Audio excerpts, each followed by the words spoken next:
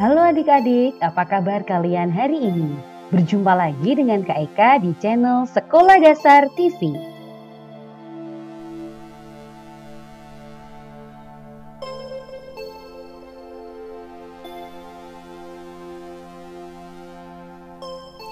Halo adik-adik, berjumpa kembali dengan Kak Eka pada pembelajaran kali ini.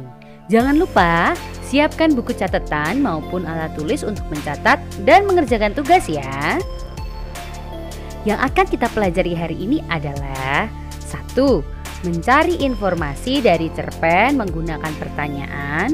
2. Kegiatan ekonomi. Materi kita yang pertama adalah mengenai informasi dalam cerpen. Apakah cerpen itu? Cerpen adalah cerita pendek. Yuk kita simak cerita berikut ini. Buka buku halaman 72 ya.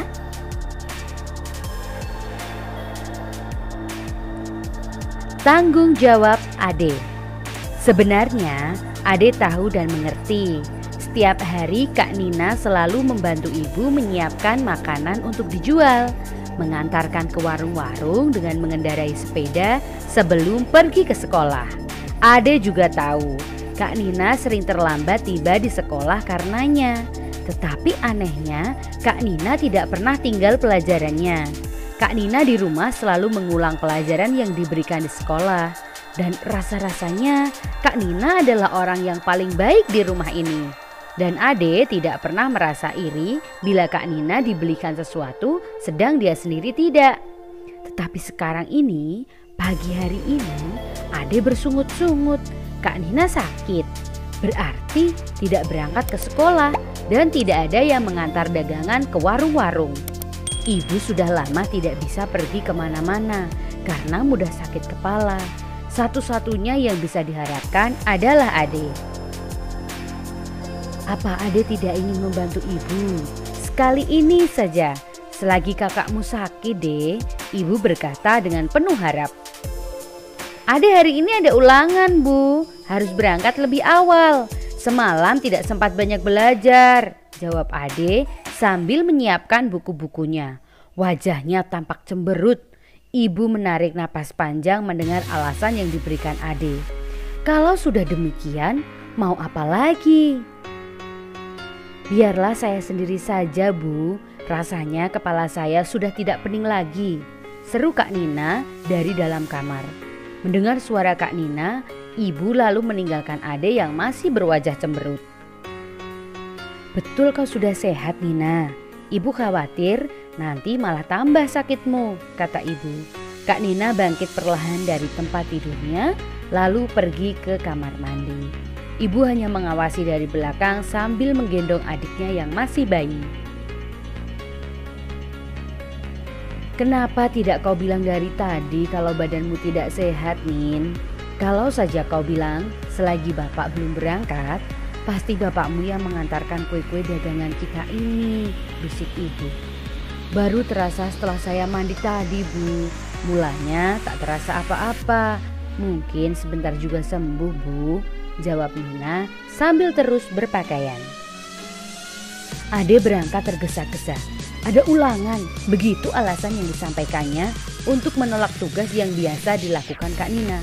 Padahal ia tidak langsung menuju ke sekolah, karena di sekolah pada waktu pagi itu masih sepi. Bahkan mungkin gerbangnya belum dibuka. Dan sebenarnya pula tidak ada ulangan. Ade sengaja menolak tugas itu karena malu. Ia tidak mau teman-temannya melihatnya naik sepeda sambil membawa keranjang kue-kue. Ia tidak mau dikata-katai teman-teman seperti yang dialami Alif yang mengantarkan koran tiap pagi itu. Hari masih pagi benar. Ade tidak tahu akan kemana tujuannya pada pagi itu. Apakah akan mampir ke rumah Tina atau Nino? Lebih baik ke rumah Yova saja. Biasanya anak itu sudah siap pagi-pagi sekali. Aku bisa meluangkan waktu menunggu siang di rumahnya, pikir Ade. Tiba di rumah Yova, Ade ternyata harus menunggu lama sekali. Yova masih berjalan-jalan bersama adiknya yang masih kecil. Mama Yova sedang menata meja makan untuk sarapan. Kakak Yova sedang mengepel lantai. Papa Yova sedang mencuci mobil. Bi Icih sedang membantu mempersiapkan makanan di dapur. Dan Ade merasa jengah menunggu di teras. Tunggu sebentar deh, Yova cuma ngajak jalan-jalan Vina menghirup embun pagi. Tak lama lagi dia pasti kembali.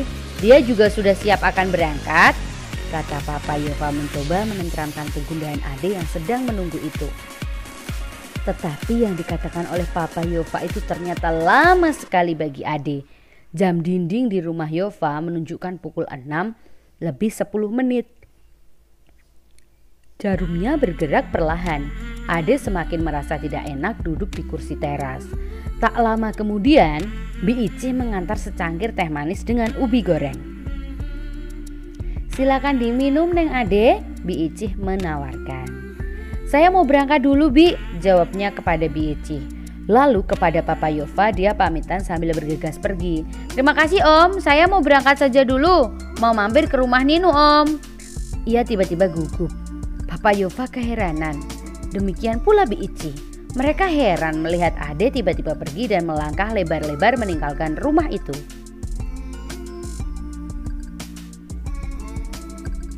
Semua orang sibuk, semuanya bekerja, semuanya tanpa kecuali. Kak Nina juga, padahal Kak Nina sedang sakit. Karena tanggung jawabnya sebagai anak tertua dan juga karena rasa sayangnya kepada keluarga, Kak Nina berpayah-payah pergi mengantar kue. Padahal Kak Nina sakit. Bagaimana kalau sakitnya bertambah parah? Bagaimana kalau Kak Nina jatuh dari sepeda karena kepalanya pening? Bagaimana kalau sampai... Ade seperti ingin menangis selama perjalanan menuju ke sekolah. Hatinya begitu gundah. Ia tak jadi ke rumah Ninu. Sekolah masih sepi. Baru beberapa anak saja yang datang. Selama pelajaran berlangsung, Ade tidak bisa memusatkan perhatiannya pada pelajaran. Beberapa kali ditegur Pak Adi karena melamun. Ia ingin segera pulang, ingin segera menjenguk Kak Nina. Mungkin Kak Nina tambah parah sakitnya. Mungkin Kak Nina jatuh dari sepeda karena kepalanya pening, lalu ada kendaraan yang menabraknya. Hap! Kau sakit Ade? Tiba-tiba terdengar teguran Pak Adi. Ade gelagapan. Rupanya tadi ia melamun selama Pak Adi menerangkan. Pak Adi lalu menghampirinya, meraba keningnya. Ade jadi terharu. Kepalamu hangat, pulang saja ya, nanti bertambah parah, kata Pak Adi. Ade menurut, ia bergegas meninggalkan sekolah. Ade berjalan dengan setengah berlari, agar secepat mungkin bisa tiba di rumah melihat Kak Nina. Dengan tergopoh-gopoh ia memasuki rumah. Ibu sampai keheranan melihat sikapnya, langsung menuju ke kamar Kak Nina. Dan Kak Nina terbaring di pembaringannya. Ade seperti ingin menubruk kakaknya yang sedang terbaring itu. Kak Nina jadi terheran-heran dibuatnya.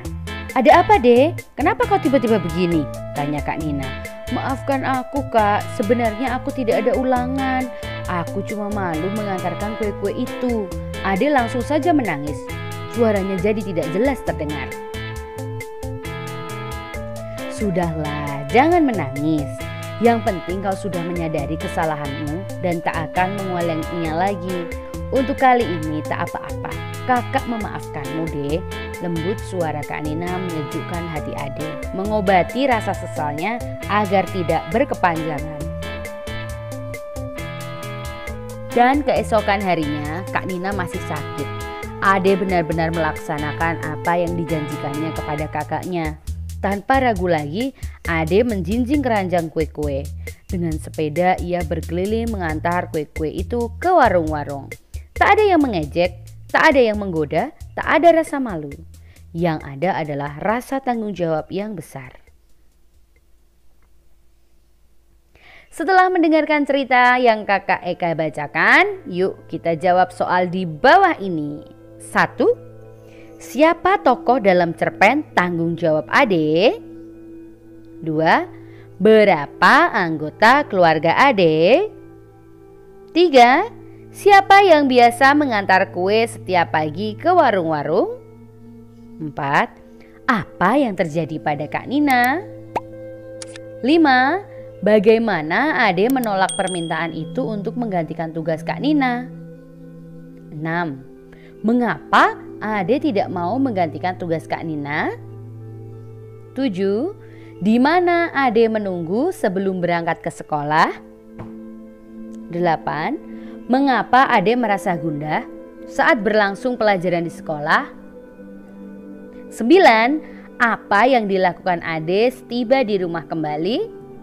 10. Apa yang dikatakan Kak Nina kepada Ade? Pada cerpen tanggung jawab Ade, Ibu Ade mempunyai usaha makanan untuk dijual ke warung-warung. Dari usaha makanan itu tentunya Ibu Ade akan memperoleh keuntungan. Keuntungan inilah yang akan menjadi tambahan penghasilan bagi keluarga Ade. Usaha yang dilakukan Ibu Ade tersebut merupakan contoh kegiatan ekonomi yang diharapkan dapat meningkatkan kesejahteraan keluarga Ade. Supaya lebih jelas, yuk kita baca bacaan berikut ini. Pengaruh kegiatan ekonomi terhadap kesejahteraan masyarakat. Dalam kehidupan sehari-hari, kita tidak lepas dari kegiatan ekonomi. Apa sajakah kegiatan ekonomi yang dilakukan sehari-hari? Kegiatan ekonomi meliputi kegiatan produksi, distribusi, dan konsumsi. Ketiga kegiatan ekonomi ini saling berkaitan satu sama lain. 1. Kegiatan ekonomi terhambat akan mengganggu kegiatan ekonomi lainnya. Produksi. Apa itu produksi? Amatilah kegiatan ekonomi perajin gerabah. Seorang perajin akan mencari tanah liat sebagai bahan baku. Tanah liat ini diolah menjadi berbagai bentuk, misalnya gerabah. Gerabah yang sudah dijemur akan dibakar. Proses akhir gerabah tersebut diwarnai kemudian dijual kepada konsumen. Dari ilustrasi tersebut dapat dikatakan seorang perajin telah melakukan kegiatan produksi. Jadi, produksi adalah kegiatan menghasilkan barang dalam rangka memenuhi kebutuhan hidup. Orang yang melakukan kegiatan produksi disebut produsen. Coba kamu berikan contoh kegiatan produksi yang terdapat di sekitar tempat tinggalmu. Kegiatan produksi berpengaruh terhadap kesejahteraan pemilik sumber daya ekonomi dan produsen.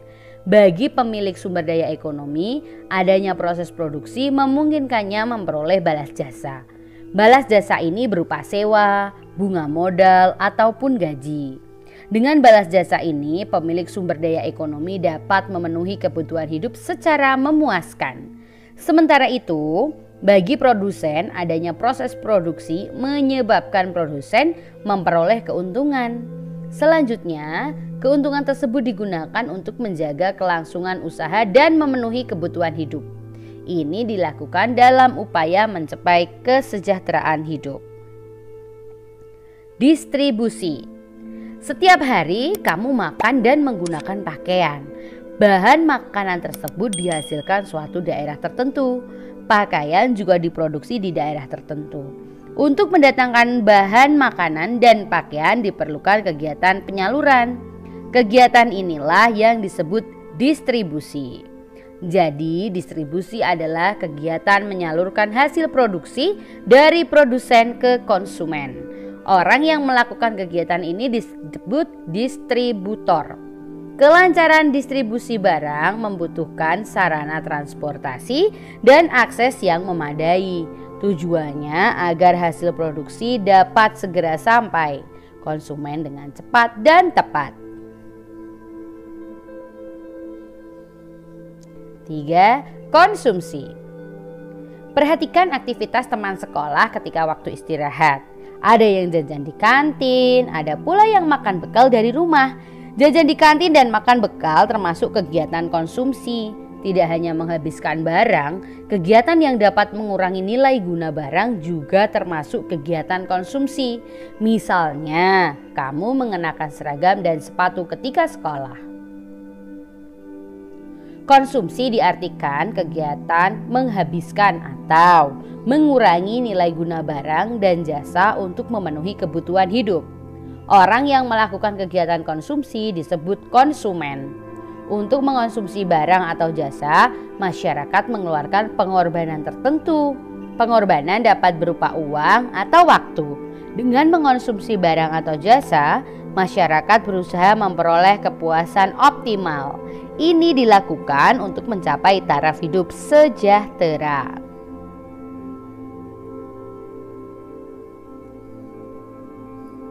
Agar lebih memahami lagi, mari kita berdiskusi adik-adik.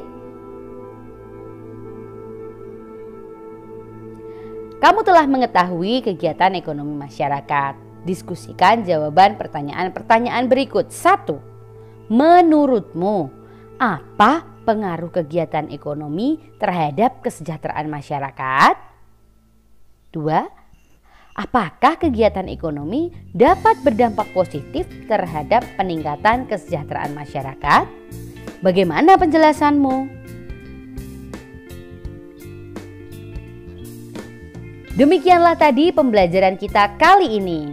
Kita telah membahas mengenai mencari informasi dari cerpen menggunakan pertanyaan dan membahas mengenai kegiatan ekonomi. Kakak yakin adik-adik sudah jelas ya?